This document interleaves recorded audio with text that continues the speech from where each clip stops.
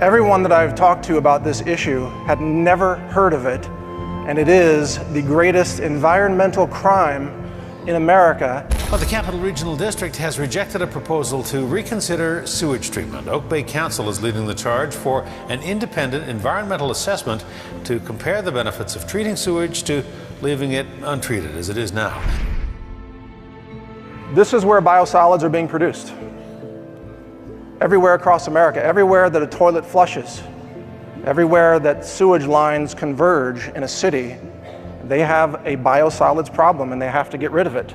Raw sewage, finding a way to make it a little more useful for local farms by creating fertilizer. But the question is this change safe and sanitary? When Tom Esterbrook is gardening, he's not thinking about what's in the soil. I don't worry about that whatsoever. Remember, everything you flush down the toilet goes into these biosolids. If you wouldn't put it in your own garden, don't flush it down the toilet. Many of you may or may not know, but EPA regulates under our environmental statutes like the Clean Water Act, like the Clean Air Act. But there's no Clean Soil Act, which means that the government has said we can mass pollute the soil and call it legal and call it green and call it recycling. So we now have government legalized pollution, and it's been legalized by the EPA, which I would say, in my opinion, is a highly corrupt organization that needs to be radically reformed to actually protect the environment like they used to do back in the 1970s. The EPA and we as a country have inadvertently created really a devastating vector for bioterrorism of ourselves. Biosludge always contains one chemical we found. There's one chemical that's a marker for it. It's Benadryl, the over-the-counter drug.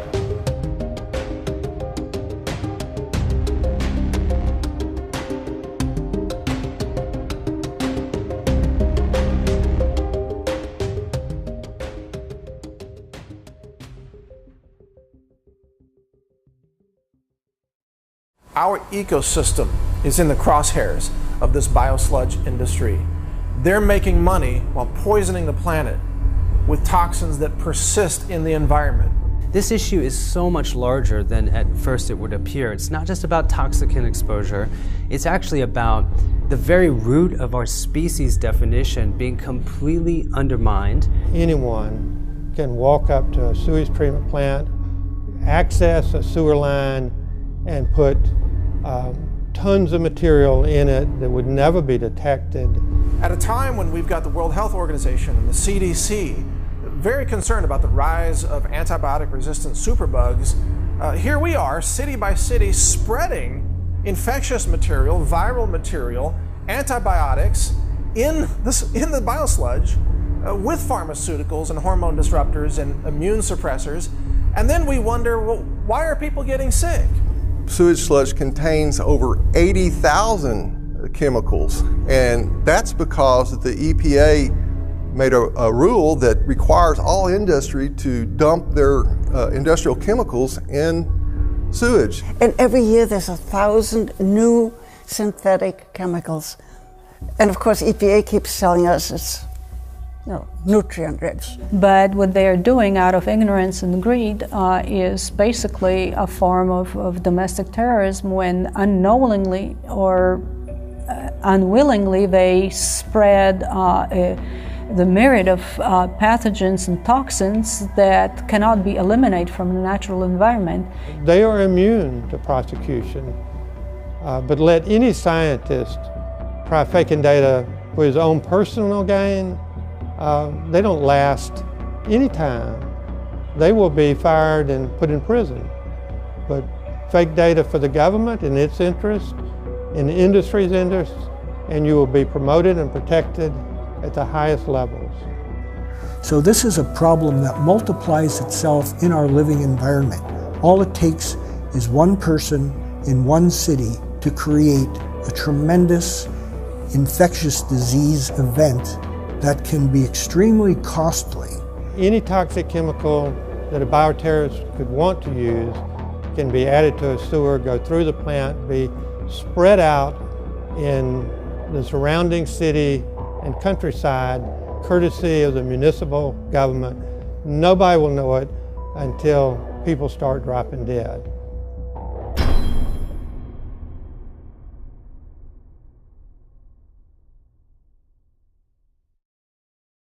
Rather than using the euphemistic term biosolids, in our work we prefer the term toxic sewage sludge.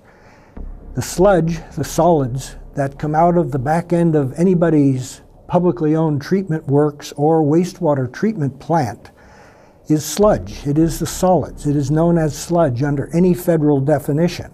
And because it is toxic material, we refer to it as toxic sewage sludge. Sewage sludge contains every single chemical that you can imagine, because every industry, every entity that's connected to a sewer can discharge their hazardous and acute hazardous waste, and treatment plants are not designed to remove these. So it is not a wild statement to say that the sewage sludge is likely the most pollutant waste mixture of the 21st century. Well, when humans consume all of the mostly processed foods, which are contaminated with a lot of man-made pesticide residue and insecticide residue. I mean, you look at the earth and it all starts really from the farms, and the plants are sprayed with all kinds of industrial chemicals and herbicides and pesticides, and it's really like a revolving system that goes around, because then you have what rains and you have the water runoff that goes into the rivers and into the lakes and contaminates the water. So this whole system just circulates around, and then it goes to the human.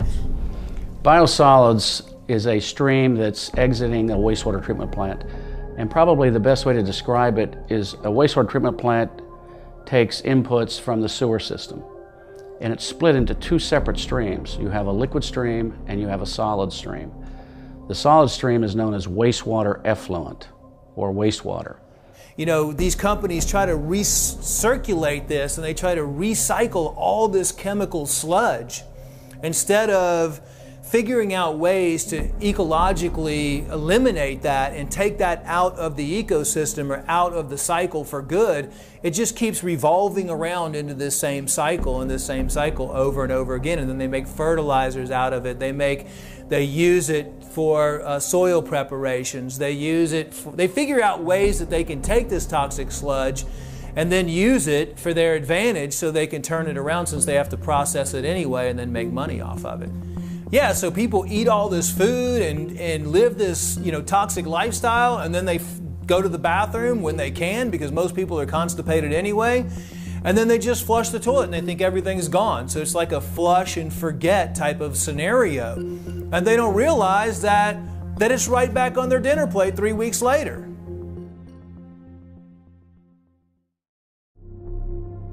As part of our scientific analysis of biosludge products, we went out and purchased at retail in Austin, Texas, 3 different biosolids products that come from human sewage in different cities.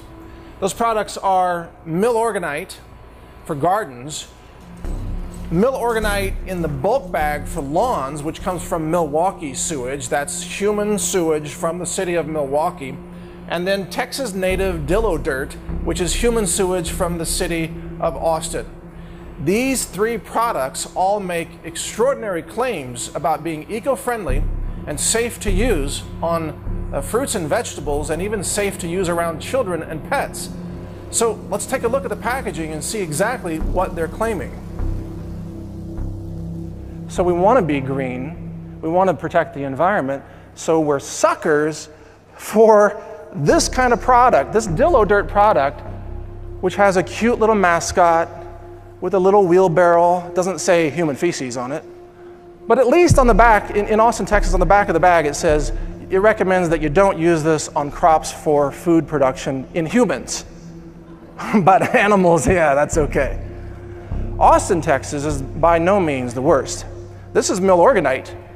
You notice the little eco-friendly label on the right? Look, it's eco-friendly. This is a bag of human feces, people, and it's eco-friendly.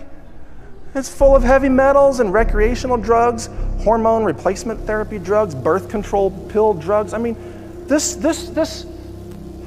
eco-friendly? This is an insult. On the back, it's got a warning. It says, hey, guess what? It's got chemicals known to cause cancer and birth defects. A big takeaway from this is that we have to have our radar going full time. We have to be on our game. Anybody makes any claim to you that something's eco-friendly or all natural or even organic in this case, all those things are in essence false for this product, and yet these claims are very, very widespread. So I began to look at it. I found a book called Science for Sale by Dr. David Lewis, and I highly recommend this book. And Dr. Lewis saw his career destroyed by the EPA.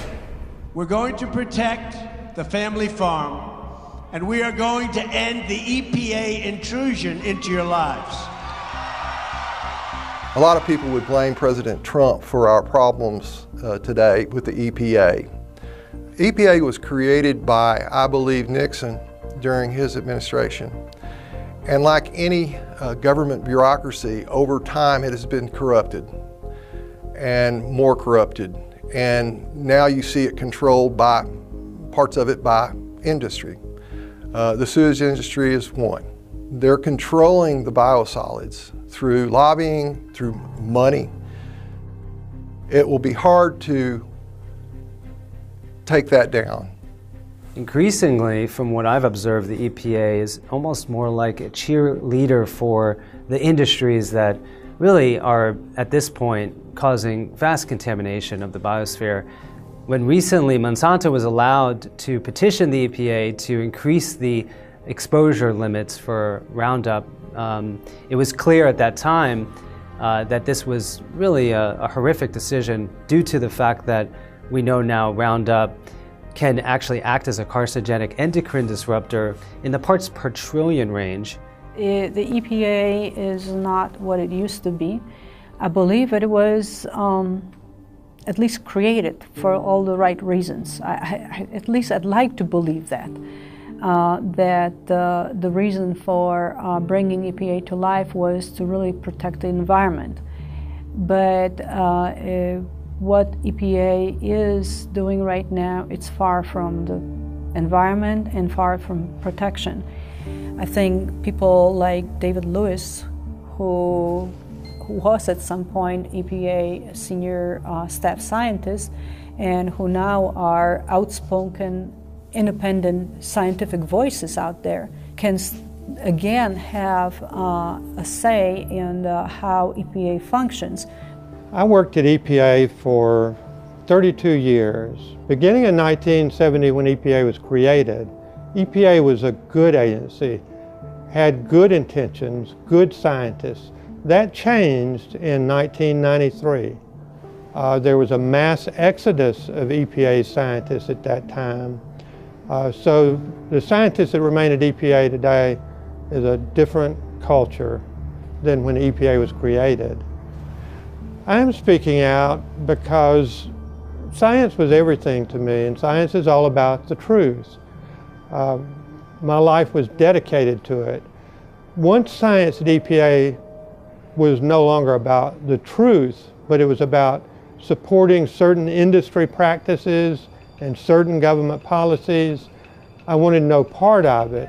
But rather than walking out the door like many of EPA's scientists did when that happened, I decided to stay in. I filed a series of whistleblower lawsuits to get discovery documents. I wanted to understand how this happened, and I felt like I could do more for science to tell this story than I could in a laboratory producing data that would never see the light of day anyway. In the federal government, when data are fabricated, they can get away with anything in the way of fraud, covering up adverse health effects, faking data. The individual at EPA who came up with EPA sludge policies, Henry Longest, in the mid-1970s, and was still protecting biosolids with fake data when I left EPA in 2003. He received multiple presidential awards in the Rose Garden by President Bush, even though it was known all of the fraudulent activities he was involved with. They are immune to prosecution. But let any scientist try faking data for his own personal gain, they don't last any time. They will be fired and put in prison. But fake data for the government in its interest, in the industry's interest, and you will be promoted and protected at the highest levels. One of the very confusing aspects of this whole business of land-disposed toxic sewage sludge is based on the question, how can this be legal? If it is known to be so toxic, it is known to be the inciting agent of so many chronic and acute diseases, infectious diseases, cancer, neurological disorders. Well, it has to do with the U.S. Environmental Protection Agency.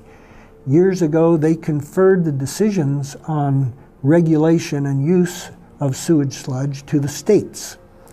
And the state departments of ecology or the state departments of environmental quality then had the right and the freedom to relax the regulations and adopt some EPA standards for concentrations of toxic or to apply their own regulations. State agencies tend to be cooperative, so the State Department of Ecology in Washington State, as one example, collaborates very nicely with the State Department of Agriculture. And state departments of agriculture like to help farmers, and one way they help them is to figure strategy for reducing costs of farming, including the costs of fertilizers. Counties, on the other hand, and municipalities have an enormous burden of what to do with all the sewage sludge. Nearly every municipality has a wastewater treatment plant. All of the sewage sludge is toxic. Wastewater treatment plants, as I say, do not treat wastewater. They separate it into the solids and the water with the intent of recycling the water and beneficially recycling the solids. The problem is that the standards and the testing of the solids, what we refer to as toxic sewage sludge, are so low and so minimal that all of these flame retardants, pesticides, industrial chemicals, infectious agents from medical facilities and just from the general public, as well as from agricultural operations, all end up right back into our food supply in the environment. Rightly or wrongly, politicians are more concerned about their retirement and getting reelected. So it's, don't come in here and make waves. We have everything under control, and I have to worry about my retirement. You hear that so often with municipal workers. You know, I'm not interested in you making any waves. I'm not interested in saving a buck because it's not my money, it's somebody else's money. And I don't want to have to, you know, run the risk of maybe it not working, and then I look bad, and somehow I end up sacrificing my career. All those are absolute inputs into why decisions are made on a municipal and a government level.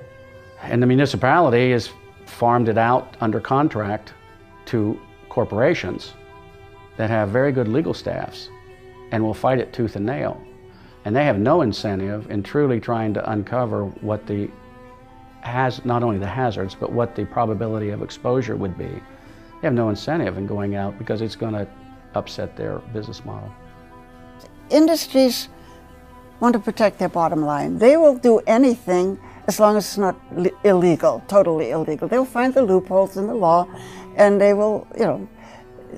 So the reason why EPA is still pushing this is because the same people who wrote those rules, we call them the 503 rules, that are the sludge rules, these same people are still in power. They are still in charge, and they will not admit, no matter how many dead bodies, no matter how many dead cows, no matter how many people got sick, they will never admit that they made a mistake, or they will never even admit that they based their data on information that is no longer, is antiquated, outdated, and maybe now we have new damaging data, and maybe now it's time to really overhaul the rules completely, that they will not admit it. In this lab, we've got the instruments to detect unknown chemicals. And let me explain this. Behind me, you see a mass spec instrument. The big one's called a mass spec time of flight instrument. It's got a flight tube, an actual vertical tube in a vacuum. And molecules are projected and focused into an ion beam in that tube, and then the time of their flight, so to speak, or the time it takes for them to travel through that tube is measured to determine their mass to charge ratio.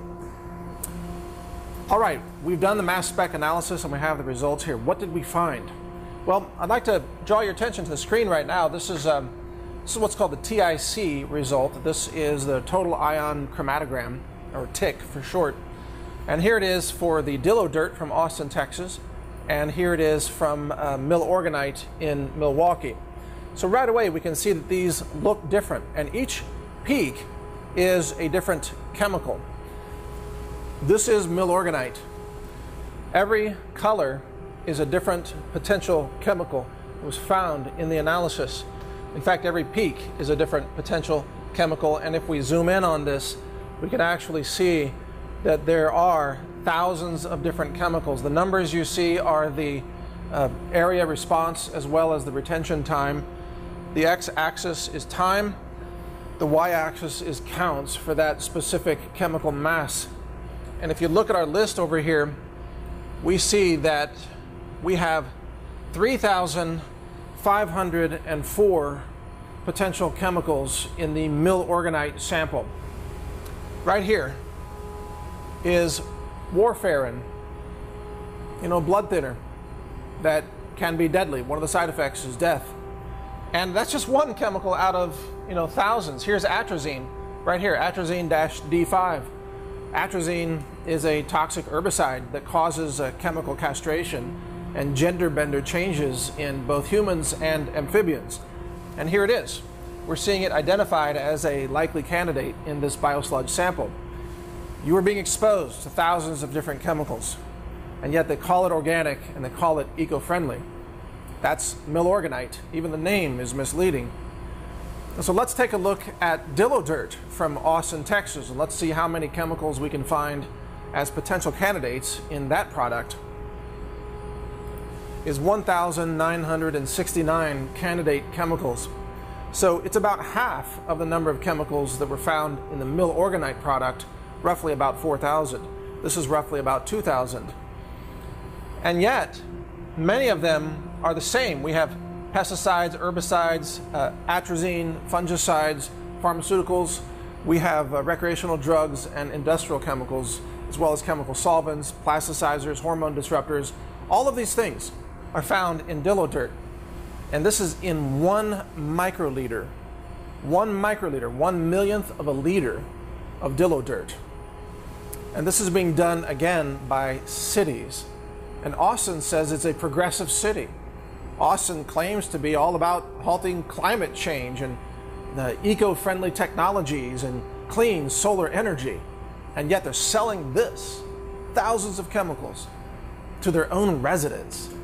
People are lining up to buy this stuff and put it on their gardens. They think they're home gardening with an organic fertilizer. Here's the truth that the city of Austin doesn't want you to see.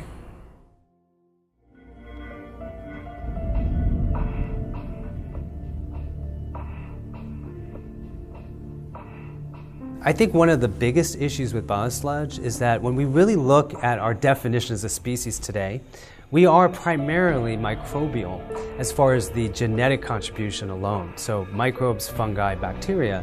And those microbes come largely from the food we consume and ultimately the soil that it's grown in. So when you're using biosludge to produce the food that then becomes the basis for our microbiome and our species definition, this issue is so much larger than at first it would appear. It's not just about toxicant exposure, it's actually about the very root of our species definition being completely undermined, and ultimately the trajectory is towards the degeneration of our species if we continue using this as a soil amendment.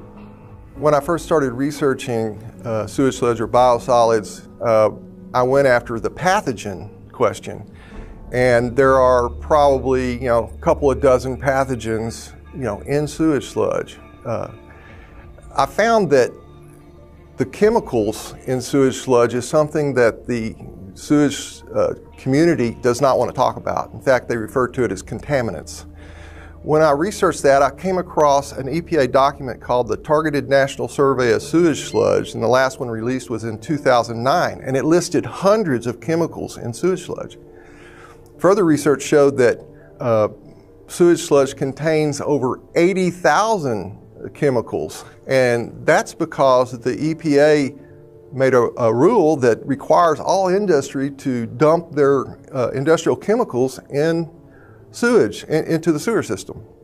So what the farmer's getting that doesn't even have a clue about are all these chemicals, and nobody can answer the question what degree of hazard, what concentrations of chemicals are in biosolids.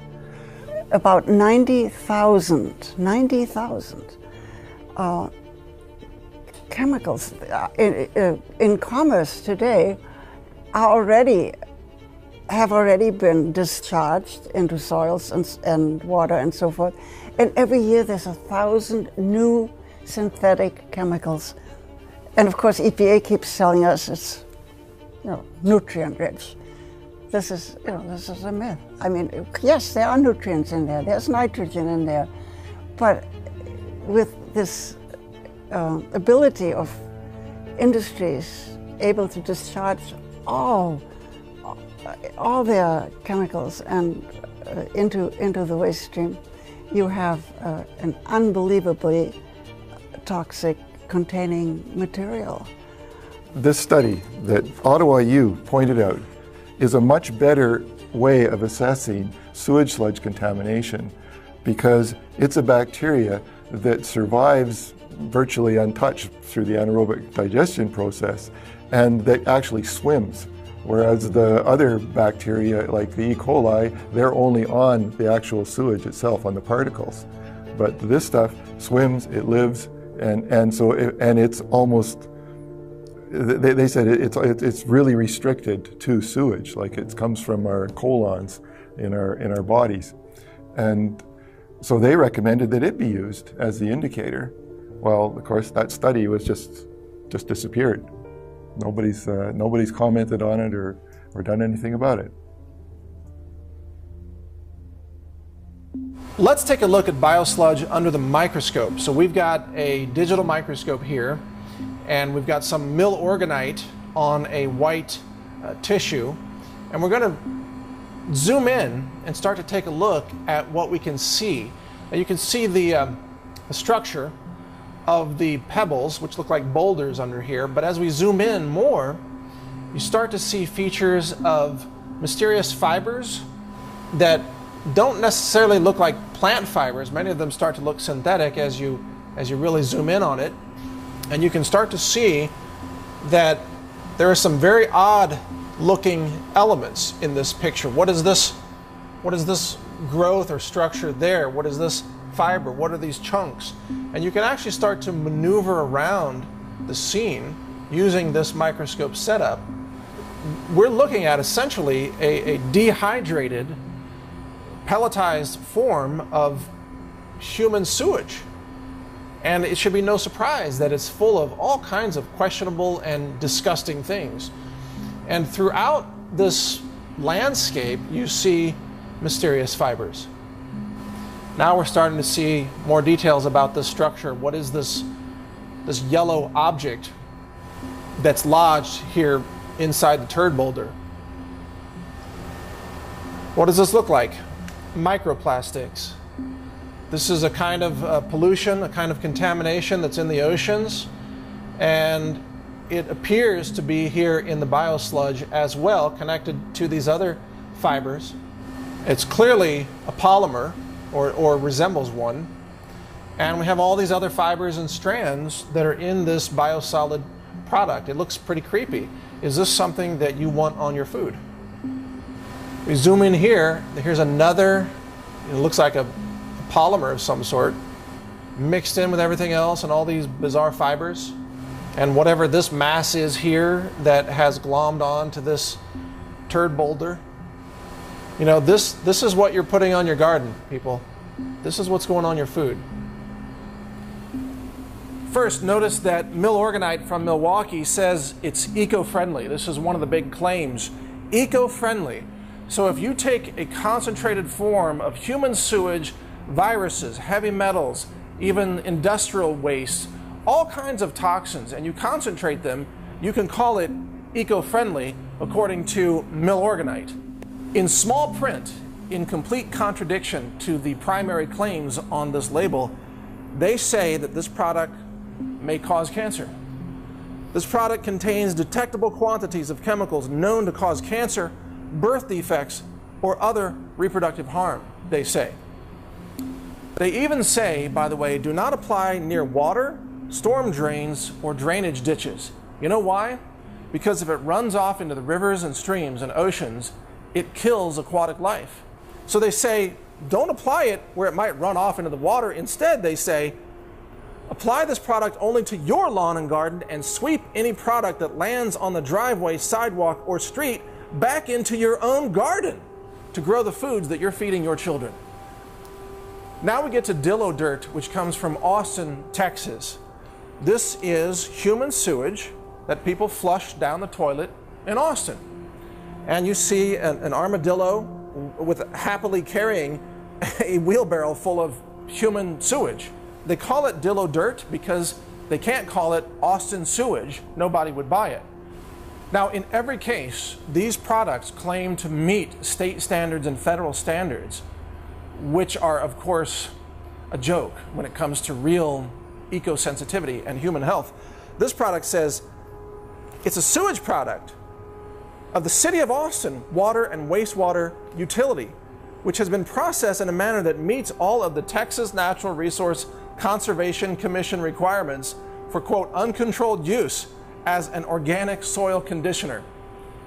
This isn't organic from the point of view of being clean or certified organic or producing organic food. If you put this on food, that food is not organic. That food is polluted, contaminated food. But they don't tell you that on the bag, do they? They just have a happy image and happy claims, and they say, no problem. Use it almost everywhere.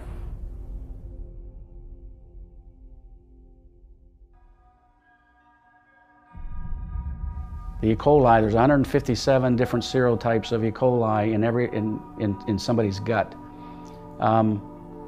So there is the potential, for example, the serotype of E. coli I have in my gut, probably my family has the same serotype.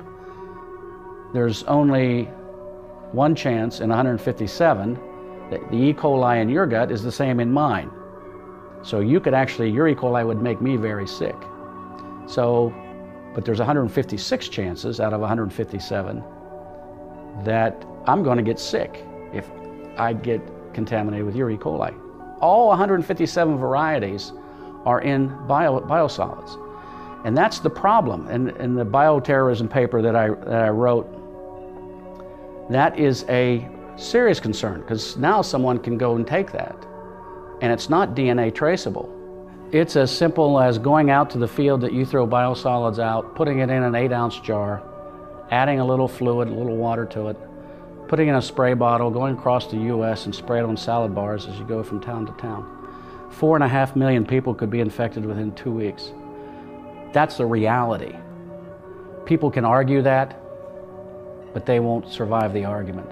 The subject of bioterrorism has been brought up, and if you consider Dallas, Texas, when it was tasked with Ebola, and the way Ebola works is it causes dehydration in the victim and in the form of diarrhea and also vomiting.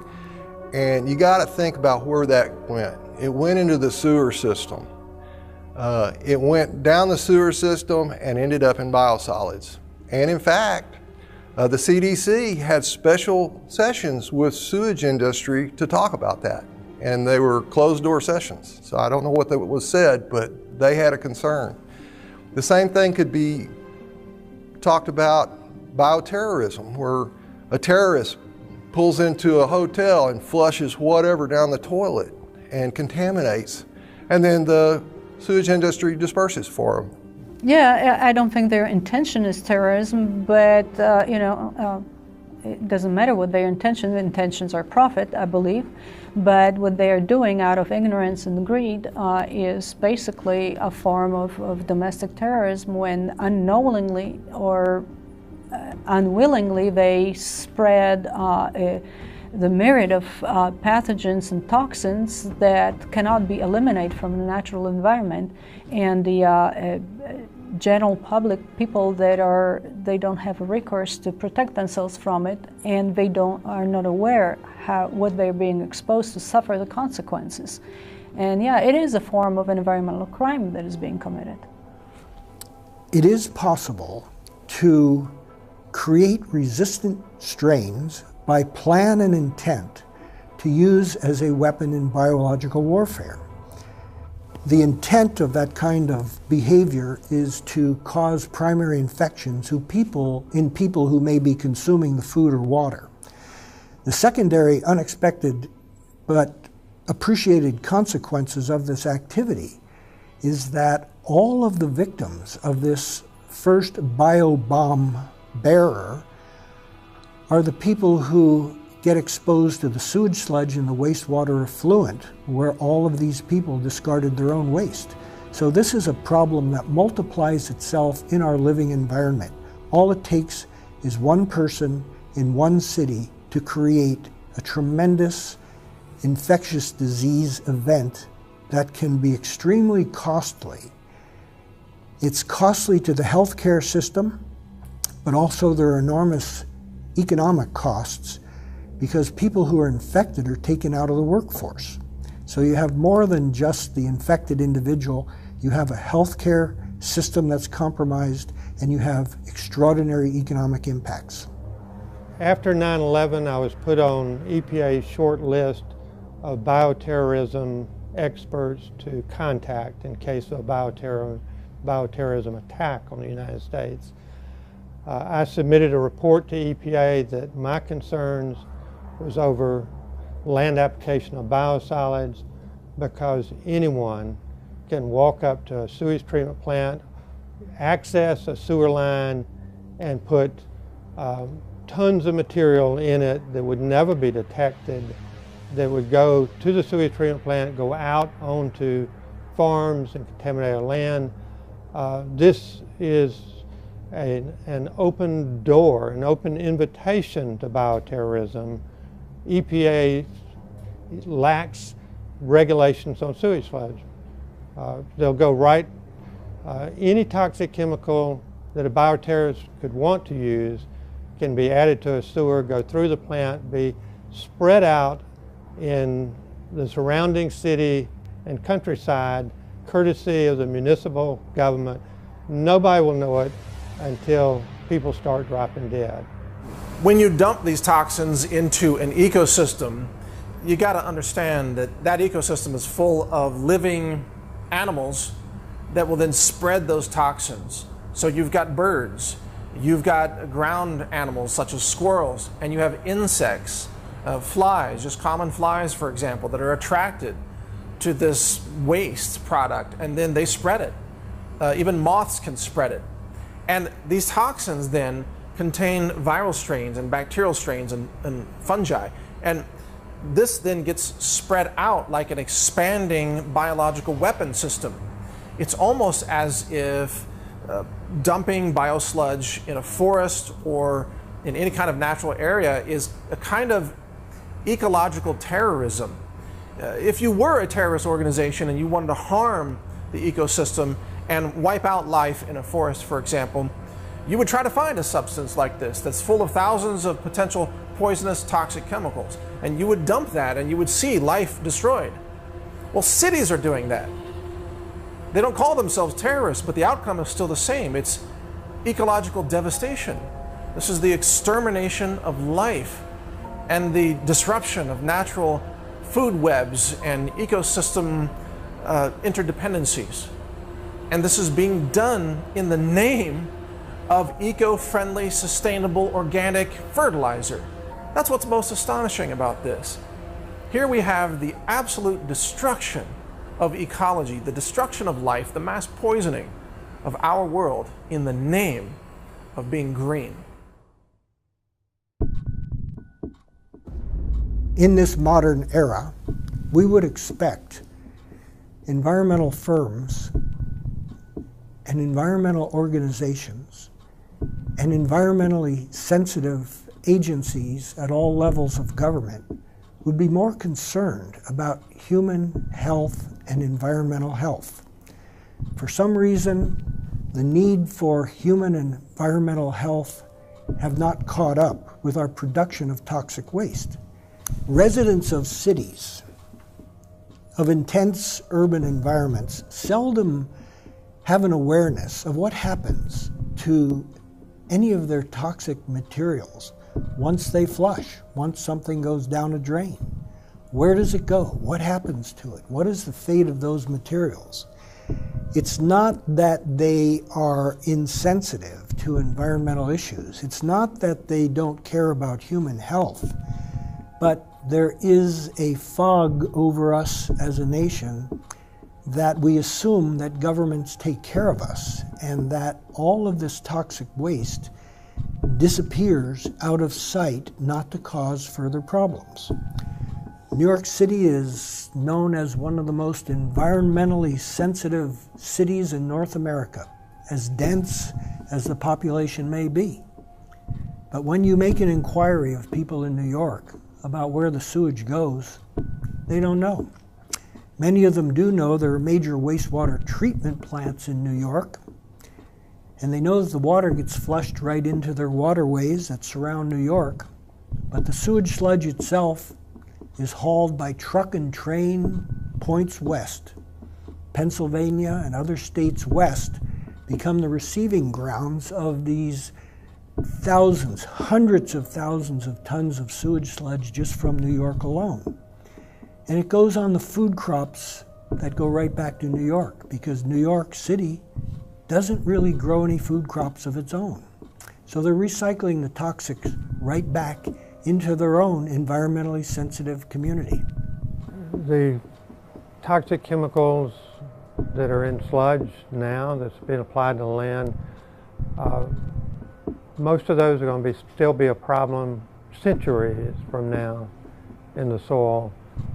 The next ice age will come and go, and when the ice recedes, there will still be heavy metals in all these soils.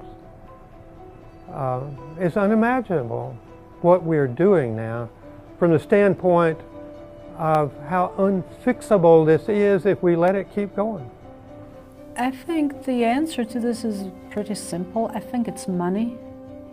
And you can make a lot of money on climate change scare, and you can make a lot of money on easy money on distributing the sludge. And if you eliminate that, I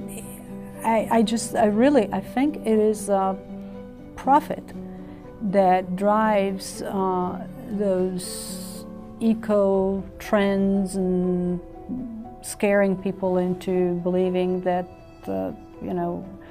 glaciers will melt and we will all drown because the oceans will rise and all that, and because of a human activity. But there is a human activity that actually destroys our environment, and that is applying, for example, applying sludge on agricultural land. And that is not being reported. And that's, maybe I'm simplifying, and I probably am simplifying the reason, but I think it's human nature. It's money, it's careers at stake, it's a status quo, maintaining the status quo. We are resistant to change. What I think, and what has happened around the country, is companies like Synagro, these sewage companies, they will contribute money to these organizations, and they let them know, and then the organization feels like they owe them a favor. People are only green until they have to remove money from their wallet. Big companies are the same way. oh, let's talk about a good PR program here. We are definitely environmentalists. No, it's going to cost you $200 million for you to fix your wetlands problem. Well, we're not that green. I'm not going to spend that. I mean, everybody's green until it impacts them. That's the problem. They have no vision. They're only looking at it from a PR point of view as how does it generate more revenue for me? How does it generate more benefits for me? So making a shit brick and forcing people to buy it doesn't do anything for them. This is an attack on not just science, it's an attack on humanity. It's an attack on the integrity of the food supply. It's an attack on the sustainability of life on our planet. Our ecosystem is in the crosshairs of this biosludge industry. They're making money while poisoning the planet with toxins that persist in the environment and in combination may have unknown consequences for ecological health and human health. This could be affecting fertility for generations yet to come.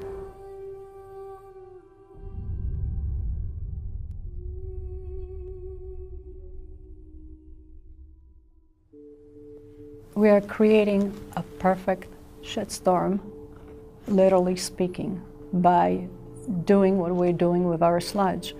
That it's basically a perfect recipe for long-term horrible consequences for natural environment and for humans. And it is, whether unintentional or intentional, it is a perfect recipe for long-term dire environmental and health consequences. An approach like Switzerland, I believe, is one of, they don't do any sludge application in farmland because people don't like it. And actually, Swiss government listens to their people, and they used to do that, and people spoke their mind, and they don't anymore. They incinerate it. But other countries, such as in Scandinavia and Europe, Germany and Switzerland in particular, in many areas have totally forbidden and abolished the land disposal of sewage sludge. So by default, they have to move to the thermal conversion or thermal decomposition alternatives. So German engineering and ingenuity have come to the fore in the production of new thermal conversion systems for converting sewage sludge into useful products for industry. But by incinerating it, you see, you've destroyed the toxic organic molecules. You've destroyed the pesticides and the herbicides. You've destroyed the hormone disruptors and the pharmaceutical hormone drugs, HRT drugs and so on. It's the incineration that is the critical process here. Now, you haven't eliminated all the heavy metals, but you've eliminated the organic molecules, which really is the greatest threat to this, and you've killed viruses and bacteria and fungi. Incineration is such a simple solution. You might wonder, why aren't cities doing it? Well, because it costs them money. It takes energy to incinerate biosludge. And so instead of spending the money and responsibly eliminating the dangers of their sewage product, they instead package it and claim it's organic and claim it's eco-friendly and then sell it to people where it goes on to poison the environment. Well, temporarily, you can put it in, they all have waste disposal sites for their garbage, and they're all engineered and lined and everything else. And the sewage sludge can be mixed with the garbage and put in there. And one of the, one of the arguments is that, oh, well, that'll waste space that could be taken up for garbage, but it doesn't waste space because 70% of the sewage sludge is water. And so it's only going to take 30%, and half of that 30% of actual matter is going to turn into methane gas, and you catch it. You put a lid over you put a cover over the garbage dump, and you capture that, and you can burn it. You can even generate electricity with it, use it as a fuel.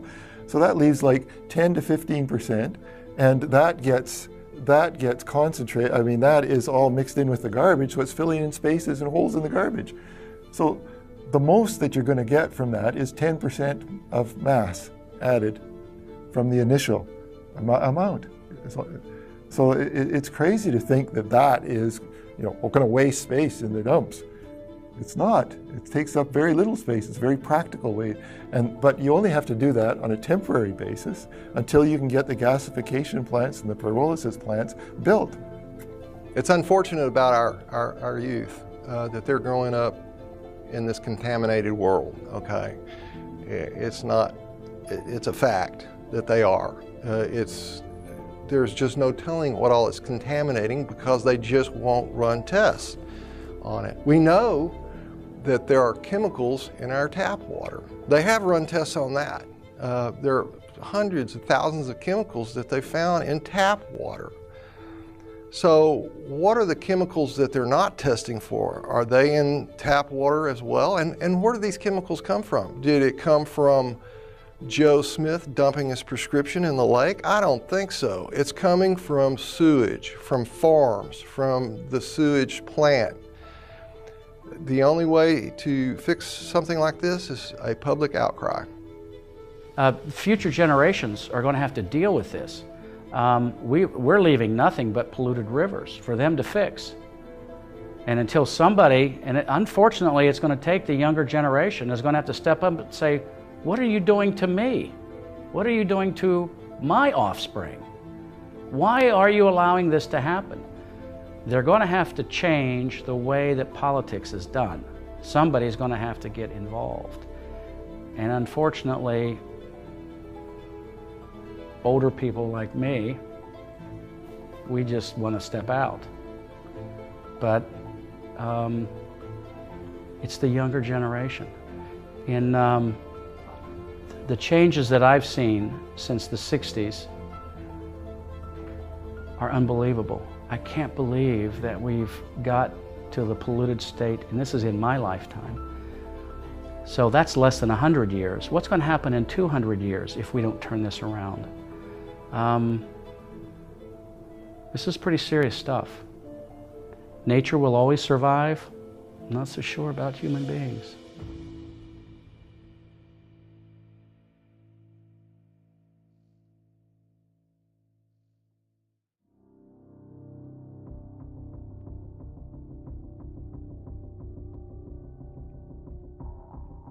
This is Mike Adams, the creator of the Biosludged film, founder of CWC Labs, publisher of naturalnews.com, and creator of the YouTube alternative video community known as Brighteon.com. I'm bringing you a special commentary here because every institution in the world is trying to hide this biosludge issue from you. Every institution, maybe an institution that you have come to trust. The corporate-run media is lying and covering it up. The institution of science has been hijacked by industry. So science, even though I practice science, I follow science, I espouse the benefits of science, but the science institution is trying to censor independent scientists like myself or Dr. David Lewis, who are sounding the alarm on this issue. So you can't even trust the science journals. Government has abandoned the people on this issue. The EPA is really now the Environmental Pollution Agency. The EPA has become so corrupt and so beholden to the interests of industry that the EPA is frankly a clear and present danger to the people of the United States of America. There's no question at this point. So government won't solve this, media won't solve this, the universities are not teaching the truth about this. They're fixated on carbon dioxide, which they claim is the #1 pollutant of concern. You know, they say it's global warming and climate change. So it's sleight of hand. They want you to look at carbon dioxide, even though CO2 is the #1 life-giving molecule for plants on our planet. CO2 is the regreening molecule. CO2 regrows forests. CO2 increases the efficiency of food crop production. CO2 is Mother Nature's molecule of life. And yet, perhaps even you have been so indoctrinated by the daily dose of misinformation from universities and the science establishment and the media establishment that you might even believe that CO2 is a pollutant and that biosludge isn't. They've flipped everything upside down. CO2 is good for plants and good for forests and good for food production. Biosludge is toxic to humanity and toxic to the ecosystem. And environmentalists, sadly, have abandoned, for the most part, the real threats to our environment.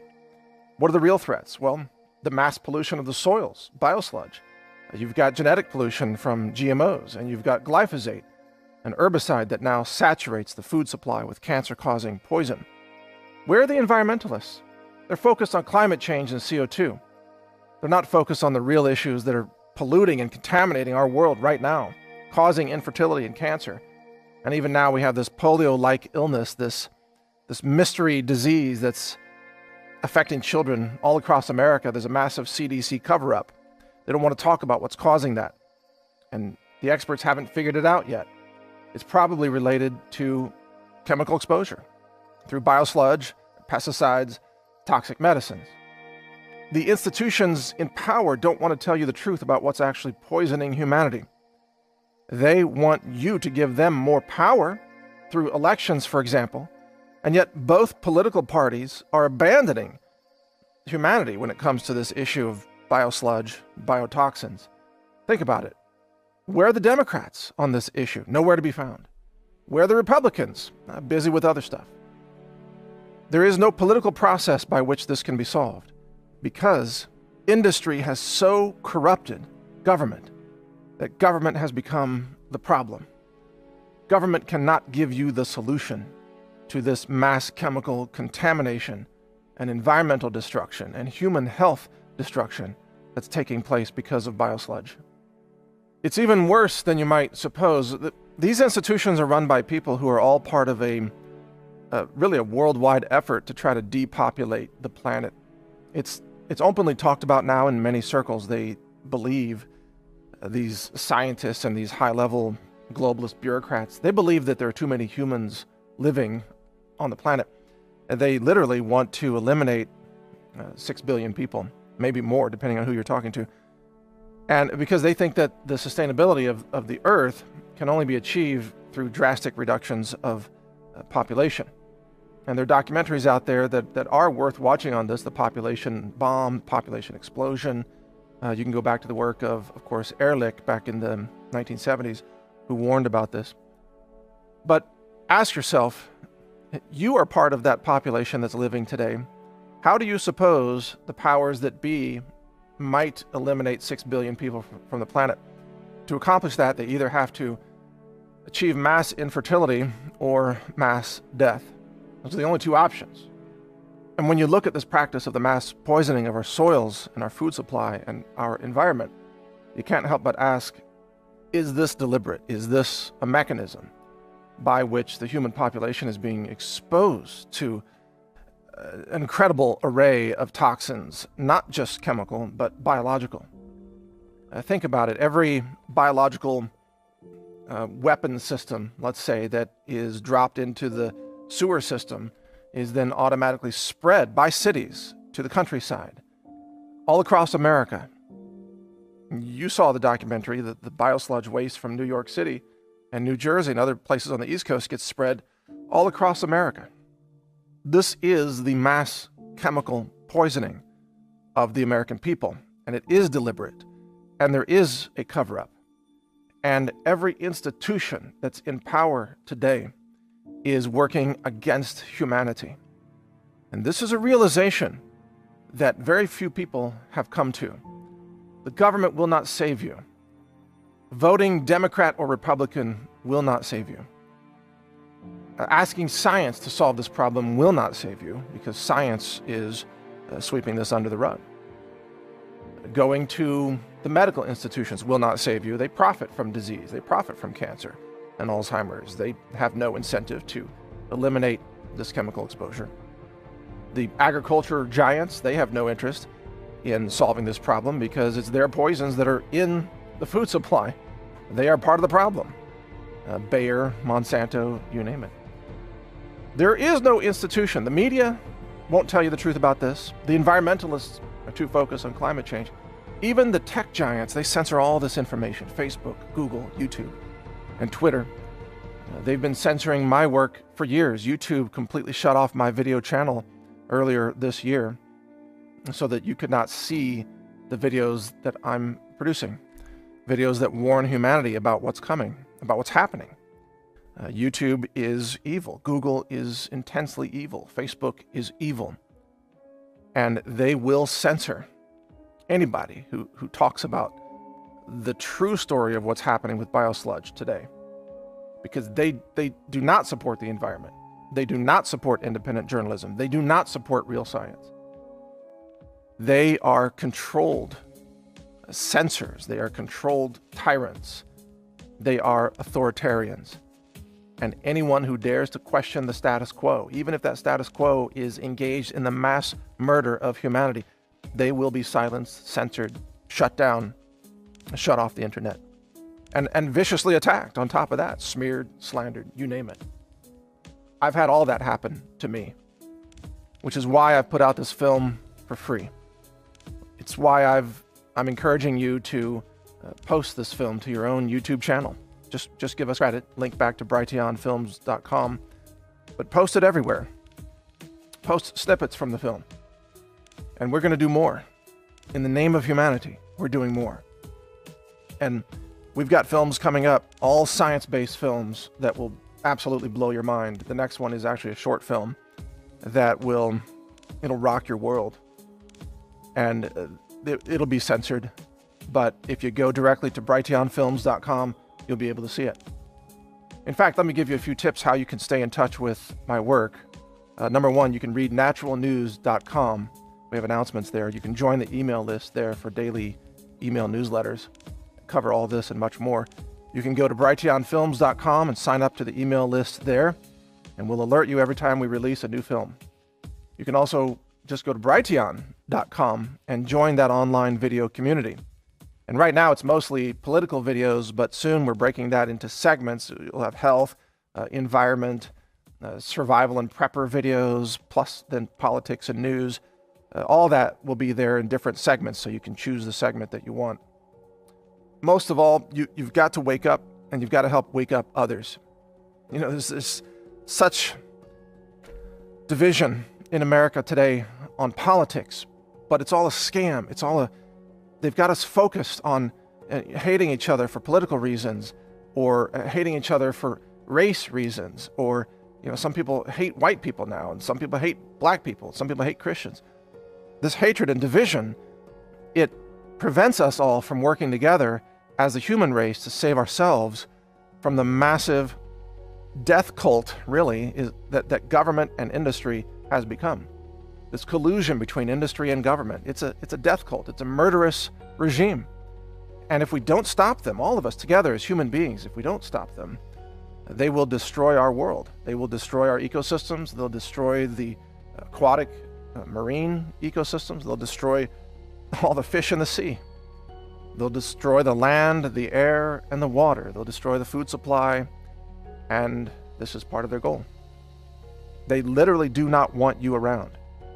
They do not want humans to continue to proliferate. This is their stated goal. So if you want to survive, if you want to have a future for humanity, somehow we the people must really overthrow this entire system of government and industry and corruption. And this is not against free market capitalism, it's against corrupt capitalism, corrupt free markets. Some of you may say, well, free markets are the problem. No, corruption is the problem. Because look at communist China, the worst environmental nation in the world, run by communists. They pollute everything. They're murdering their people with a severity that we can't even imagine in America today. Communism does not equal environmental stewardship, not by a long shot. But neither does a corrupt free market system. We need honest competition. We need a meritocracy, I believe. But we need to hold our governments and our corporations accountable. And so there's room for that on the political left and with conservatives and libertarians as well. Everybody who wants to live should be on the same side here, fighting against the mass pollution, fighting against the government corporate collusion and corruption that now typifies our society. It almost doesn't matter who you vote for anymore, you're still being poisoned. And so the solution cannot come through the ballot box. The solution can only come from we the people rising up and demanding an end to the murderous regimes of globalism that are trying to kill us off and kill off our children and even just erase our fertility. They want the human race to practically come to an end for whatever evil, nefarious reasons they have. They are the enemies of humanity. And they will not stop until they poison every single one of us. Actually, they've already done that. Every time you eat food that's grown in Biosludged, you are poisoned. Just living in modern society saturates you with poison. You can eat organic, and that helps, and I advocate that. But even if you eat organic, your body still contains glyphosate. It still contains, hormone drugs. It still contains plasticizer, hormone disruptors, and mimickers. You are being biologically altered by the chemical intoxication of our environment. Something's going to have to change, or the global ecosystem will collapse, and humanity will go down, and we will cause a mass extinction as we're going down. It's well underway. As Dr. David Lewis said in the film, the problems that we're creating today with Biosludge will last for centuries, if not millennia. They'll still be able to find the heavy metals in the soil, 1 million years from now, that we spread all across the lands. We've poisoned the land for millennia. The future of humanity, if it even survives this global onslaught, will be dealing with the pollution that we're causing now because we, the people in the present, were too foolish to stand up and stop the mass poisoning of our world, of our physical world, our soils, our food supply, our croplands, our forests. If we don't stop it, we don't survive. We don't make it. Now, I don't have children, but perhaps you do. I want your children to be able to survive this. I want your children to prosper. I want humanity to make it. And I'm going to use every effort that I can during the remainder of my life to try to save humanity from this evil agenda of mass poisoning, genocide, and depopulation. I'm going to use Brighteon Films as an outlet for many of these science-based films that are coming out. I've got a multi-million-dollar laboratory facility, CWC Labs, of course, where we're doing much of this research. We've got multiple mass spec instruments working on a triple quad mass spec right now. I appreciate your support. You can support me in what we do and continue to fund these films by visiting my online store, where everything that we sell is lab tested to make sure it's clean. It's the cleanest supplements, the cleanest superfoods on the planet. We test everything. And that store is called healthrangerstore.com. You vote with your dollars. If you want to vote for our work in the name of humanity, just purchase products at healthrangerstore.com. Lab tested, high nutrient density, ultra clean, ultra potent, 700 different products. Products for your home, green living, dietary supplements, all kinds of amazing solutions there. healthrangerstore.com. And the more support we get from you there, the more films we can make like this one. And the more we can expand our science lab, the more we can really do the job that needs to be done, the job that the EPA has abandoned, the job the FDA has walked away from, the job the government's supposed to be doing, but they've become a joke. We, the people, have to do this, and I need your help to get it done. So thank you for your support. I'm Mike Adams. We will continue to produce films like this on topics that affect all of us, regardless of your political affiliation, regardless of your race, your gender, your sexual orientation, your religion, your nationality. I want you to live. I want you to be safe. I love humanity. I have compassion for every living being. And if we work together, perhaps we can stop this mass poisoning of our world. Thank you for watching.